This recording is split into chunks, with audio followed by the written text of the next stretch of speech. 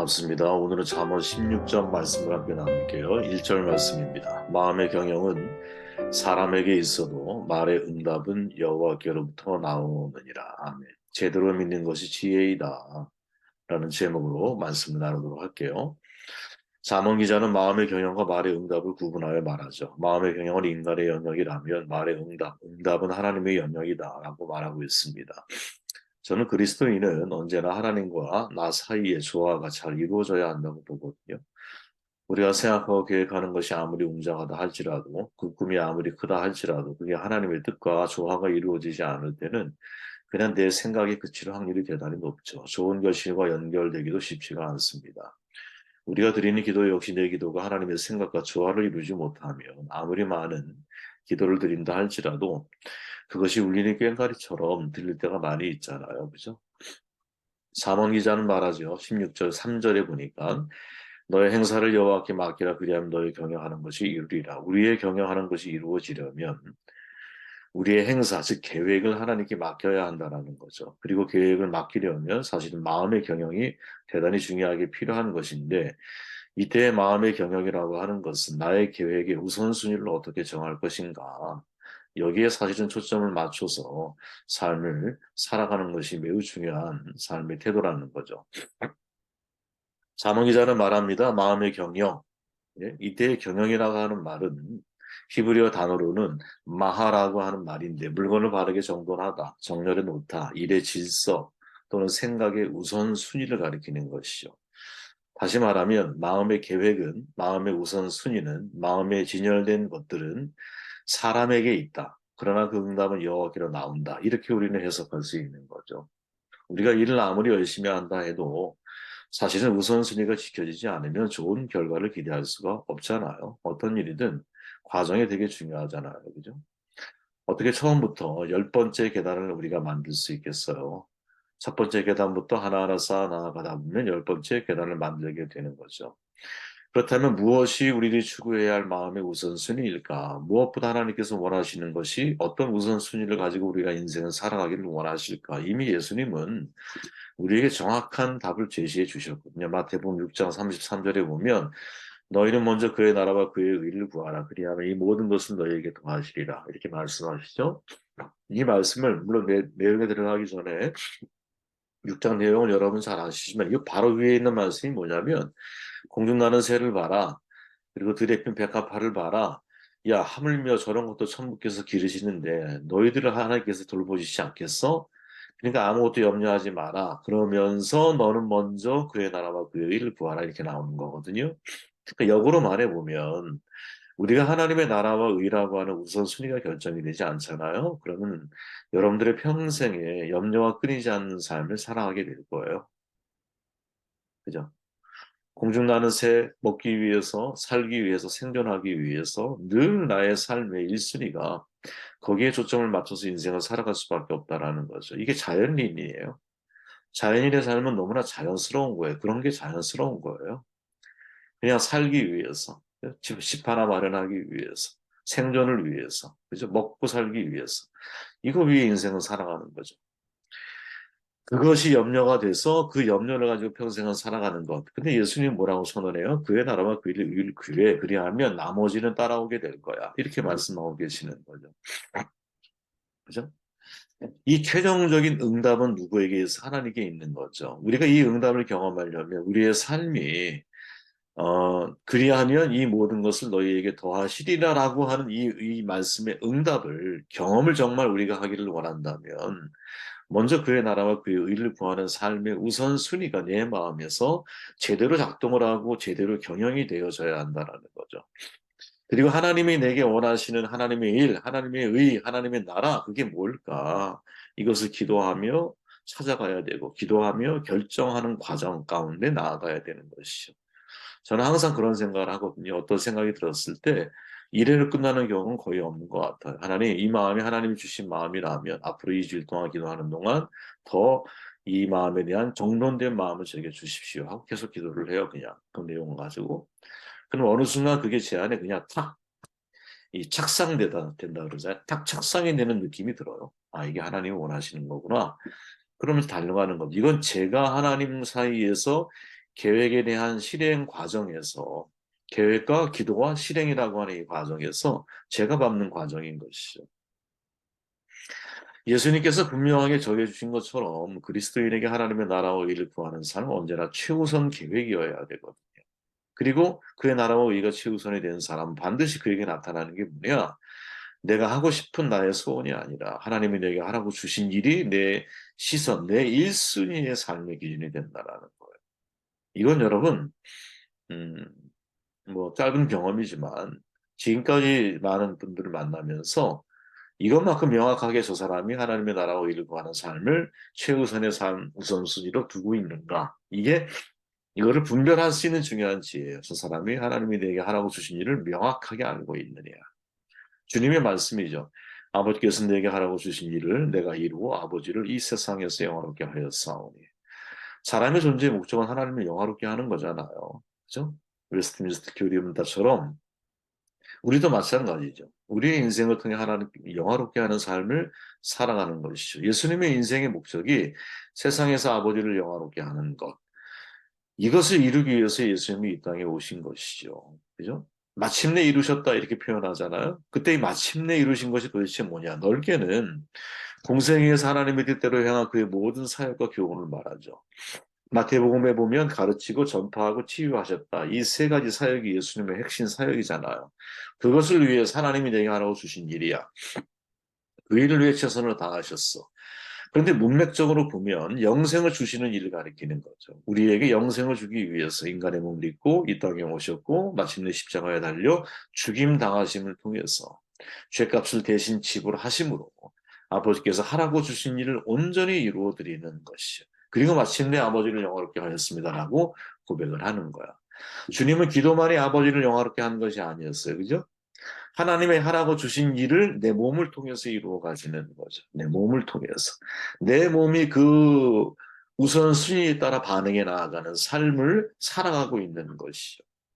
저는 이것이 우리가 사실은 이 부분에서 주목해야 할 거라고 저는 생각을 하는데, 자, 이런 질문을 던져본 적 있습니까? 오늘 우리에게 있어서 하나님이 내게 하라고 주신 일이 무엇일까? 물론 이거는 두 가지의 이제 일이 있을 거예요. 하나는 우리 인생 코스가 다르잖아. 각각 사명도 각각이잖아요. 그죠? 각자 하나님이 여러분들에게 주신 일도 있을 거야. 그죠? 이건 명확한 거예요. 그죠? 바울의 사명과 베드로의 사명이 같을 수가 없어. 물론 큰 울타리 안에서는 같지요. 하나님의 나라와 의를 구하는 삶이지. 그러나 디테일하게 들어가 보면 강론 안에, 총론 안에 강론이 있는 거죠. 각자의 삶이 있는 거야. 그런데 그럼에도 불구하고 공통적으로 하나님이 우리에게 하라고 주신 일이 있을까? 전 있다고 보거든. 요한복음 6장에 보면 여러분 오병이어 기적이 일어난 다음 날의 이야기를 소개하는데 무리들이 찾아와서 이렇게 말해요. 선생님한테 묻는 거예요. 예수님한테 라비어 어느 때에 여기 오셨나이까? 그때 예수께서 이렇게 답변을 해요. 내가 진정으로 말한다. 너희가 나를 찾아온 것은 내 이적의 뜻을 깨달았기 때문이 아니라 내가 너희에게 먹을 것을 배불리 주었기 때문이다. 너희는 썩어 없어질 양식을 얻으려 애쓰지 말고 영원한 생명에 이르게 하는 양식을 얻으려 애써라. 이 양식은 인자가 너희에게 주려는 것이다.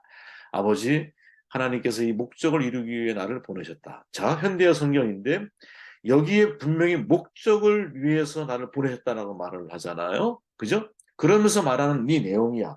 그렇게 이 내용 속에는 되게 중요한 목적이 사실 담겨 있는 거야. 그러니까 이 이야기를 듣고 우리가 또 예수님께 뭐라고 말하냐면 우리가 어떻게 하여야 하나님의 일을 하오리까? 정말 좋은 질문이죠. 누가 했는지 모르지만 이런 질문을 던져야 되는 거죠. 우리가 어떻게 해야 하나님의 일을 하는 것이죠? 그죠? 그랬더니 예수님이 뭐라고 말하냐? 하나님의 보내신 자를 믿는 것이 하나님의 일이니라. 이거 좀 쉽게 표현해 보면 제대로 믿는 것이 하나님의 일이야 이 말인 거죠. 우리 모두가 여러분 내게 하라고 주신 일이 있어요. 그게 뭐냐? 제대로 믿는 거다. 성경은 믿음에 관한 책이죠. 특히 요한복음과 야고보서는 여러 믿음의 특징을 잘 보여주거든요. 결론적으로 말하면 요한복음은 믿음을 모두 동사형으로 사용하여서 그 속에 행위를 함의하고 있어. 근데 야고보서는 믿음을 모두 명사형으로 사용하되 구체적인 행위로 그것을 연결시키고 있는 거지. 믿음은 행함이 있어야 된다 그러잖아요. 행함이 없으면 죽은 믿음이야. 믿음을 명사형으로 쓰는데 행위로 연결시키고 있다는 거예요. 그러니까 둘 다 공통점이 뭐냐? 행위를 배제한 믿음은 결코 인정하지 않는다라는 거죠. 이게 사실 요한이 여러분 아주 독특한 표현법인 거예요. 동사형으로 사용하면서 믿음을 강조하고 있는 거지. 그게 되게 중요한 거예요. 요한복음이 말하는 믿음 모두가 명사가 아니라 동사야. 요한은 믿음과 행함을 하나로 봐요. 하나님이 보내신 자를 믿는 것이 하나님의 일이야. 즉 예수를 믿는 것을 하나님의 일로 일치시키고 있는 것이. 내가 하나님을 믿는 과정, 그 믿어가는 동사형 믿음을 가지고 하나님을 따라가려고 하는 바로 그 삶이 진짜 하나님이 우리에게 원하시는 삶이라는 거죠. 본래 예수를 뜻하는 아트라고 하는 단어의 어원이 여러분 명사가 아니라 동사래요. 우리 보통 아트 하면 박물관에 볼 수 있는 값비싼 물품 혹은 뭐 예술적 행위 뭐 이런 것들을 자꾸 우리는 고민하잖아. 근데 원래는 짜맞추다라는 동사에서부터 나왔다. 그러니까 결과가 아니라 과정을 가리키는 말이라는 거지. 과정을 가리키는 말. 믿음을 명사로만 이해하면 여러분 설명이 충분하지가 않아. 믿음은 언제나 그 안에 행위를 내포하고 있기 때문에 동사형으로 사용되어질 수밖에 없는 거거든요. 그러니까 제대로 믿는 것이 하나님의 일이라면 예수의 말씀이 이렇게 해석할 수 있는 거지. 제대로 주님을 믿는 사람이 하나님의 일을 하는 사람이요. 그 믿음의 행위로 인하여 하나님 아버지께 영광을 받게 된다. 이렇게 말하는 거지. 가끔 사람들이 물어요. 하나님이 내게 하라고 주신 일이 무엇인지 모르겠다. 진심이십니까? 정말 모른다고 생각하십니까? 저는 이 질문은 좀 무책임한 질문이라고 생각을 하거든요. 그러니까 어, 이미 내게 하나님이 주신 일이 많잖아. 나는 부모야. 그 부모로서 해야 할 일이 무엇인지 정말 모르십니까? 아내 남편 서로가 해야 할 일이 마땅히 해야 할 일이 무엇인지 모르시나요? 형제와 자매 혹은 부모와 자식 관계에서 교인이야 직분자로서 공동체를 위해 내가 해야 할 일이 정말 우리 모른다고 생각하십니까? 우리의 일터가 선교지라고 정말 믿는다면, 그죠? 진리를 쫓는 그리스도인으로서 내가 내 일터에서 어떤 일을 해야 하나님을 영화롭게 할 수 있는지 우리가 정말 모른다고 생각하십니까? 아닙니다, 저는 제가 볼 때. 너무 잘 알아요. 단지 모른다고 생각하면서 그 상황을 회피하고 싶은 마음이 우리 가운데 있는 거죠. 목사에게 주신 일은 여러분 말씀을 전하는 일이겠죠. 1순위가. 내가 전하는 말씀, 내가 전하는 설교가 하나님을 영화롭게 하고 있는가라는 질문을 던져야 되는 것이죠. 그러면 그 설교가 영화롭게 되려면 하나님을 영화롭게 하려면 어떻게 해야 될까요? 설교한 대로 살아내야 하는 거지. 요시야 왕 종교개혁자죠. 이렇게 말해요. 여호와 보시기에 정직히 행하여 그의 조상 다윗의 모든 길로 행하고 좌우로 치우치지 아니하였다. 이게 언제나 마음을 두드리는 말씀이거든요. 뭐가 마음을 두드리냐면 정직한 말을 한 게 아니라 정직한 행동이 있었다는 거죠. 그 목회자가 여러분 정직하게 말하는 사람들 많아요. 그죠? 많다고요. 정직하게 말하는 사람들. 말로는 정직을 구분하기가 어려워. 중요한 건 뭐예요? 그 위에 뒤따라야 할 정직한 행동이 그의 삶 가운데 만약에 없다면 이거 얼마나 심각하고 어려운 문제이겠어요. 가슴 아파하는 문제이죠. 그죠? 우리가 더 깨끗하게 방을 치우면 더 깨끗해지고 싶잖아. 작은 것도 하나라도 더 정직하게 살려고 하면 작은 것도 더 크게 자꾸 이제 바라보이게 되는 거지. 유대 탈무드에 이런 가르침이 있어요, 여러분. 이사야는 신학의 원칙을 6개로 설명을 하죠. 옳게 살고 바른 말로 하는 사람, 착취로 돈을 벌지 않는 사람, 뇌물을 뿌리치는 사람, 살인하자는 소리를 듣지 않으려고 귀를 막는 사람, 악한 일을 보지 않으려고 눈을 감는 사람이야. 네, 유대의 가르침이에요, 이게. 이것을 미가는 3개로 줄였습니다. 하나님께서 원하시는 것은 정의를 실천하는 일, 기꺼이 은혜에 보답하는 일, 조심스레 하나님과 살아가는 일입니다. 이사야는 그것을 다시 2개로 줄였죠. 너희는 바른 길을 걷고 옳게 살아라. 바른입니다. 그리고 이것을 다시 하박국을 하나로 줄였는데 의로운 사람은 그의 신실함으로 살리라. 이것을 신약의 말로 바꾸면 몸은 음란을 위하여 있지 않고 오직 주를 위하여 있으며 주는 몸을 위하여 계시느니라. 그런즉 너희 몸으로 하나님께 영광을 돌려라. 그리고 이렇게 몸으로 하나님께 영광을 돌리는 삶을 성화의 삶이라고 성경은 말하는 거죠. 다시 말하면 여러분, 믿음으로 의로워지는 것만으로는 충분치 않다. 이게 충분해지려면 이 믿음은 어떤 믿음이어야 냐 명사형 믿음이 아니라 동사형 믿음이어야 한다는 거죠. 그죠? 동사형 믿음.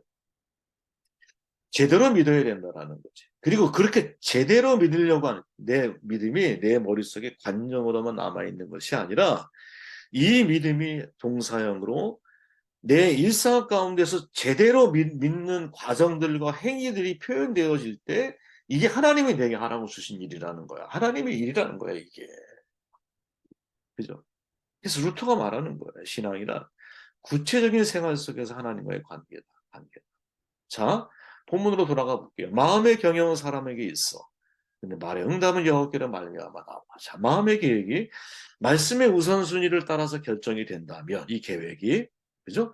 너희는 먼저 그의 나라와 그의 일을 구하라. 그리하면 이 모든 것을 너희에게 더하시리라. 모든 것을 더하시는 그 앞에 있는 공중 나누세 더하시는 삶의 응답, 말의 응답이 우리의 삶 가운데 있으려면 어떻게 해야 되나? 내가 제대로 믿어야 되는 거지. 그의 나라와 그의 의를 구하는 거지.